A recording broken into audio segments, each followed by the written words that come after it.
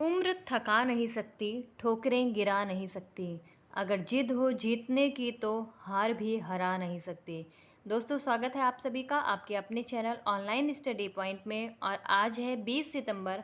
आज हम देखेंगे 20 सितंबर के महत्वपूर्ण करंट अफेयर्स प्रश्नों को। दोस्तों, अगर आपने अभी तक हमारे चैनल को सब्सक्राइब नहीं किया है तो फटाफट सब्सक्राइब कर लीजिए और साथ ही बेल आइकन ज़रूर दबा लीजिए ताकि हमारे वीडियोज़ की नोटिफिकेशन आपको मिलती रहे। चलिए शुरू करते हैं आज के महत्वपूर्ण करंट अफेयर्स प्रश्नों को। आज का पहला सवाल है, हाल ही में किसे DIPA का अध्यक्ष नियुक्त किया गया है? इसका सही जवाब है ऑप्शन बी, धनंजय जोशी। दोस्तों, धनंजय जोशी को DIPA का अध्यक्ष नियुक्त कर दिया गया है। और DIPA का फुल फॉर्म क्या होता है? तो इसका फुल फॉर्म होता है digital infrastructure providers association. Dhananjay Joshi को डिजिटल इंफ्रास्ट्रक्चर प्रोवाइडर्स एसोसिएशन के अध्यक्ष के रूप में नियुक्त कर दिया गया।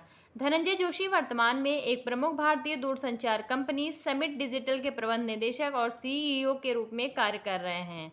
वह अखिल गुप्ता का स्थान लेंगे, जिन्होंने 2011 से भारतीय एंटरप्राइजेस के अध्यक्ष और DIPA के अध्यक्ष के रूप में कार्य किया है। तो इसे आप लोग याद रखिएगा, DIPA के अध्यक्ष कौन बन गए हैं? तो धनंजय जोशी बन गए हैं। बात करें DIPA की, तो 2010 में यह स्थापित किया गया था और इसका नाम क्या था? Tower and infrastructure providers association, यानी TIPA। व्यापक सदस्यता आधार को शामिल करने के लिए 2020 में इसका नाम बदलकर डिजिटल इंफ्रास्ट्रक्चर प्रोवाइडर्स एसोसिएशन यानी DIPA कर दिया गया है। तो इसे आप लोग याद रखिएगा। ये कब स्थापित हुआ था? 2010 में। देख लेते हैं 2023 में की गई कुछ अन्य प्रमुख नियुक्तियों को, जो आपके एग्जाम के लिए बहुत ही ज़्यादा महत्व रखती हैं। संघ लोक सेवा आयोग के अध्यक्ष कौन हैं? डॉक्टर मनोज सोनी। कर्मचारी चयन आयोग के वर्तमान अध्यक्ष कौन हैं? S किशोर। रेलवे बोर्ड के अध्यक्ष एवं CEO कौन है? तो ये बन गई है जया वर्मा सिन्हा। कंपनी कानून बोर्ड के अध्यक्ष कौन है? महेश मित्तल कुमार। दोस्तों, इन नियुक्तियों को आप याद रखिएगा और इन्हें बार बार रिवीजन करते रहिए। नेक्स्ट है, हाल ही में किस राज्य ने मुख्यमंत्री श्रमिक कल्याण योजना की घोषणा की है? इसका सही जवाब है ऑप्शन डी, अरुणाचल प्रदेश। ये है अरुणाचल प्रदेश के मुख्यमंत्री पेमा खांडू जी। अरुणाचल प्रदेश के मुख्यमंत्री पेमा खांडू ने ईटानगर में एक कार्यक्रम के दौरान मुख्यमंत्री श्रमिक कल्याण योजना की घोषणा कर दी है। इसका उद्देश्य राज्य के भीतर श्रम बल को लाभ पहुंचाना है और इस योजना के तहत अरुणाचल प्रदेश भवन और अन्य निर्माण श्रमिक कल्याण बोर्ड के साथ पंजीकृत श्रमिकों के लिए लाभों का पुनर्गठन किया गया है। तो दोस्तों, इसे आप लोग याद रखिएगा, मुख्यमंत्री श्रमिक कल्याण योजना कहाँ लॉन्च की गई है? अरुणाचल प्रदेश में। बात करें अरुणाचल प्रदेश की, तो यह भारत के पूर्वोत्तर क्षेत्र में स्थित एक राज्य है। यह भूटान, चीन और म्यांमार देशों के साथ अपनी सीमाएं साझा करता है। इसकी स्थापना कब हुई थी? इसकी स्थापना हुई थी 20 फरवरी 1987 को और राजधानी है इसकी ईटानगर। कार्यकारी शाखा जहाँ पे है, मुख्यमंत्री हैं इसके पेमा खांडू। अब देख लेते हैं 2023 में लॉन्च की गई कुछ अन्य प्रमुख योजनाओं को, जो विभिन्न राज्यों में अलग अलग तरह से लॉन्च की गई हैं। मुख्यमंत्री ग्राम साड़ी योजना कहाँ लॉन्च की गई है? झारखंड राज्य में। प्लास्टिक दो सोना लो योजना कहाँ लॉन्च की गई है? तो जम्मू कश्मीर में लॉन्च की गई है। लाडली बहना योजना कहाँ लॉन्च की गई है? मध्य प्रदेश में। नारी को नमन योजना कहाँ लॉन्च की गई है? हिमाचल प्रदेश में। इन योजनाओं को आप लोग याद रखिएगा, इन्हें नोट डाउन करके आप बार बार रिविजन करते रहिए। दोस्तों, आप सभी के लिए अर्धवार्षिक करंट अफेयर्स 2023 अपडेटेड जनवरी से अगस्त तक की PDF आ चुकी है, जो डिस्क्रिप्शन में दी गई है, जिसकी लिंक वहां से आप इस PDF को डाउनलोड कर सकते हैं। और इस PDF की खास बात यह है कि इसमें सभी करंट अफेयर्स को अलग अलग टॉपिक के रूप में डिस्कस किया गया है और इसके साथ ही 800 से ज़्यादा MCQ को सम्मिलित किया गया है। तो दोस्तों, इस PDF को प्राप्त करने के लिए आप नीचे दिए गए डिस्क्रिप्शन में लिंक पर जाकर क्लिक करके वहां से डाउनलोड कर सकते हैं। और अगर आपको PDF डाउनलोड करने में कोई दिक्कत आती है या किसी अन्य प्रकार की समस्या का सामना करना पड़ता है, तो इस दिए गए व्हाट्सएप नंबर पर आप व्हाट्सएप कर सकते हैं या फिर कॉल कर सकते हैं और अपनी क्वेरी को रिसॉल्व कर सकते हैं। तो दोस्तों, इस PDF को ज़रूर से ज़रूर खरीदें। यह आपके कम समय में तैयारी के लिए बहुत ही ज़्यादा उपयोगी साबित होगी। अब देख लेते हैं अगला प्रश्न। होयसला के पवित्र मंदिर समूह को यूनेस्को की वर्ल्ड हेरिटेज साइट की लिस्ट में शामिल किया गया है, यह किस राज्य में स्थित है? दोस्तों, इसका सही जवाब है ऑप्शन सी, कर्नाटक में। 18 सितंबर को भारत के कर्नाटक में होयसला साम्राज्य के मंदिरों को आधिकारिक तौर पर यूनेस्को की विश्व धरोहर स्थलों की सूची में शामिल कर दिया गया है, जो इस प्रतिष्ठित विरासत सूची में भारत का 42वां अतिरिक्त स्थान है। यह निर्णय सऊदी अरब की रियाद में आयोजित यूनेस्को विश्व धरोहर समिति के 45वें सत्र के दौरान किया गया है। आइए देख लेते हैं कुछ महत्वपूर्ण बिंदुओं को। कर्नाटक पहले से ही कई यूनेस्को विश्व धरोहर स्थलों का दावा करता है, जिनमें हम्पी, खंडहर, पट्टाडकल स्मारक और पश्चिमी घाट शामिल हैं। तो दोस्तों, अभी तक भारत में 41 ऐसे स्थान थे जिन्हें यूनेस्को में स्थान दिया गया था, और यह होयसला साम्राज्य के मंदिर जो हैं उन्हें 42वें यूनेस्को हेरिटेज साइट के रूप में सम्मिलित किया गया है। तो इसे आप लोग याद रखिएगा। बात करें कर्नाटक राज्य की, तो इसकी राजधानी है बेंगलुरु। इसके मुख्यमंत्री हैं सिद्धारमैया, राज्यपाल हैं थावरचंद गहलोत। यहाँ से लोकसभा सीट है 28 और राज्यसभा सीट है 12। अब देख लेते हैं कुछ तथ्यों को यूनेस्को के बारे में। यूनेस्को का फुल फॉर्म होता है दोस्तों United Nation educational, scientific and cultural organization. यह यूएन राष्ट्रीय शैक्षिक, वैज्ञानिक और सांस्कृतिक संगठन संयुक्त राष्ट्र की एक विशेष एजेंसी है। इसका मुख्यालय है पेरिस, फ्रांस में। इसके महानिदेशक हैं ऑड्रे अजीले। स्थापित कब किया गया था? तो यह स्थापित किया गया था 16 नवंबर 1945 को लंदन में। और इसका संगठन में कौन कौन से सदस्य हैं? 193 सदस्य हैं और 11 सहयोगी सदस्य हैं। तो इसे आप लोग याद रखिएगा। यूनेस्को एक बहुत ही महत्वपूर्ण एजेंसी है यूएन की। नेक्स्ट है, हाल ही में किस राज्य के अत्रयापुरम पुथारेकुलो को भौगोलिक संकेत टैग प्राप्त हुआ है? दोस्तों, इसका सही जवाब है ऑप्शन ए, आंध्र प्रदेश। भौगोलिक संकेत रजिस्ट्री ने आंध्र प्रदेश के कोनसीमा जिले के अत्रयापुरम गांव से निकलने वाली चावल और गुड़ से बनी मिठाई अत्रयापुरम पुथारेकुला को भौगोलिक संकेत टैग से सम्मानित कर दिया गया है। अत्रयापुरम पुथारेकुला मिठाई जीआई पंजीकरण खाद्य सामग्री श्रेणी के अंतर्गत आता है। तो दोस्तों, इसे आप लोग याद रखिएगा। अत्रयापुरम पुथारेकुलू क्या चीज़ है? तो यह खाद्य सामग्री है जिसे जीआई टैग दिया गया है, और यह कहाँ की है? तो आंध्र प्रदेश की है। बात करें आंध्र प्रदेश की, तो इसकी राजधानी है अमरावती। मुख्यमंत्री हैं वाईएस जगनमोहन रेड्डी। राज्यपाल हैं एस अब्दुल नज़ीर। और लोकसभा सीट है यहाँ से 25 और राज्यसभा सीट है यहाँ से 11।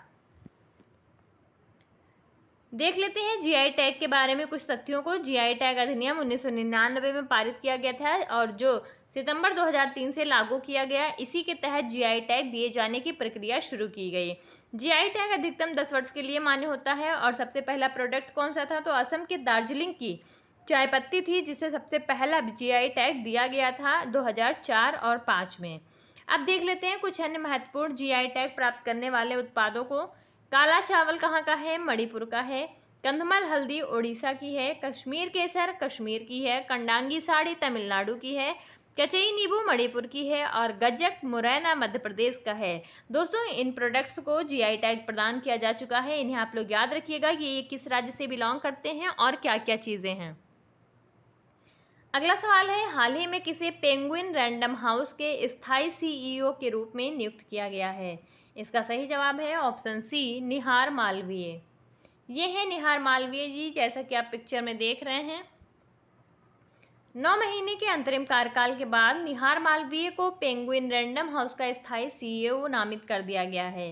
निहार मालवीय पूर्व सीईओ मार्कस डोहले का स्थान लेंगे, जिन्होंने पेंगुइन रैंडम हाउस के साइमन एंड शूस्टर के साथ विलय को अस्वीकार करने के संघीय न्यायाधीश के फैसले के बाद अपना पद त्याग दिया था। मालवीय ने 2001 में बर्टेल्समन में अपनी यात्रा शुरू की और कंपनी में विभिन्न भूमिकाएं निभाई हैं। पेंगुइन रैंडम हाउस के बारे में देख लेते हैं, कुछ तथ्यों को जान लेते हैं। यह विश्व में उपभोक्ता पुस्तकों का सबसे बड़ा प्रकाशक है, जिसकी 20 से अधिक देशों में व्यापक उपस्थिति है और 300 से अधिक विशिष्ट छापे और प्रकाशन गृह हैं। जर्मन मीडिया समूह बर्टेल्समैन के पास 1998 से रैंडम हाउस का स्वामित्व है। इसे 2013 में दो प्रमुख प्रकाशन संस्थाओं पेंगुइन ग्रुप और रैंडम हाउस के विलय के माध्यम से बनाया गया था। तो इसे आप लोग याद रखिएगा, यह क्या है? उपभोक्ता पुस्तकों का सबसे बड़ा प्रकाशक कंपनी है। हाल ही में किसे night of the order of arts and letters से सम्मानित किया गया है? इसका सही जवाब है ऑप्शन डी, राहुल मिश्रा। ये है राहुल मिश्रा जी अवार्ड प्राप्त करते हुए, और इसे किसे दिया गया है, तो इसे फ्रांस के द्वारा दिया गया है। राहुल मिश्रा को फ्रांसीसी सरकार का Chevalier de l'Ordre des Arts et des Lettres सम्मान 2023 प्राप्त हुआ है। यह पुरस्कार पहले उनके हमवतन रितु कुमार, रितु वेरी और वेंडल रॉड्रिक्स ने जीता था। भारत में स्थानीय कारीगरों के उच्चतम मानकों और शिल्प को उजागर करने वाले उनके कार्यों को पेरिस, मिलान और मुंबई में प्रतिष्ठित फैशन वीक में दिखाया गया है।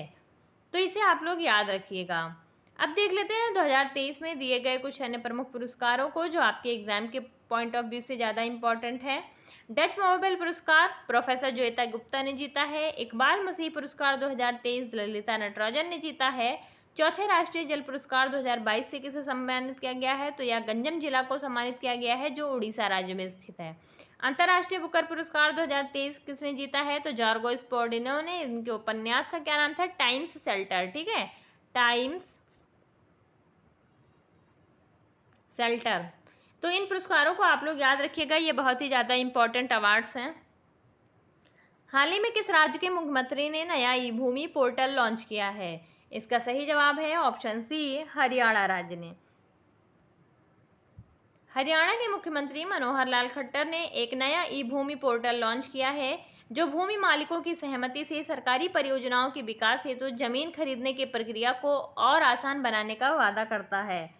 इसका उद्देश्य क्या है, उन भूमि मालिकों को लाभ पहुंचाना है जिनके नाम गुरुग्राम जिले की मानेसर तहसील के कासन, कुकरेल और सहरावंज गांव की राजस्व संपत्ति में दर्ज है। तो हरियाणा के मुख्यमंत्री मनोहर लाल खट्टर ने ई भूमि पोर्टल लॉन्च कर दिया है। बात करें हरियाणा की, तो इसकी राजधानी है चंडीगढ़। मुख्यमंत्री हैं मनोहर लाल खट्टर। राज्यपाल हैं बंडारू दत्तात्रेय। लोकसभा सीट है यहाँ से 10 और राज्यसभा सीट है 5।